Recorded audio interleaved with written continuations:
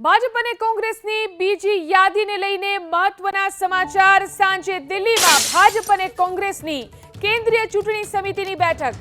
ભાજપની કેન્દ્રીય ચૂંટણી સમિતિની 1 કલાક બાદ બેઠક મળશે। ગુજરાતની બાકી 11 બેઠકોના ઉમેદવારો ઉપર મહોર લાગશે, તો કોંગ્રેસની સીઈસીની પણ આજે સાંજે જ બેઠક મળશે। કોંગ્રેસ ગુજરાતમાં 10 થી 12 ઉમેદવારોના નામની જાહેરાત કરી શકે છે, તો સીએમ ભૂપેન્દ્ર પટેલ, સીઆર પાટીલ આ બેઠકમાં હાજર રહેશે।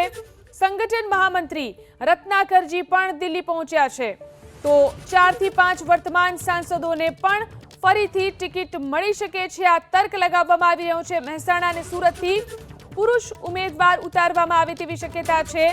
આ તમામ તર્કો અત્યારે લગાવવામાં આવી રહ્યા છે, તો બનાસકાંઠાથી ગેનીબેન ઠાકોર કોંગ્રેસના ઉમેદવાર નક્કી માનવામાં આવી રહ્યા છે, તો વલસાડથી અનંત પટેલને કોંગ્રેસ પોતાના ઉમેદવાર બનાવશે। અમદાવાદ પૂર્વથી રોહન ગુપ્તાને મેદાનમાં ઉતારવામાં આવી શકે છે। સૂત્રો તરફથી આ જાણકારી પ્રાપ્ત થઈ રહી છે। ભાજપ અને કોંગ્રેસની બીજી યાદી આજે જાહેર થઈ શકે છે। સાંજે દિલ્હીમાં ભાજપ અને કોંગ્રેસની કેન્દ્રીય ચૂંટણી સમિતિની બેઠક મળવા જઈ રહી છે, તો ભાજપની કેન્દ્રીય ચૂંટણી સમિતિની બેઠક 1 કલાક બાદ મળશે અને ગુજરાતની બાકી 11 બેઠકના ઉમેદવારો ઉપર આ બેઠકની અંદર મહોર લાગશે, તો કોંગ્રેસની સીઈસીની પણ આજે સાંજે બેઠક મળશે।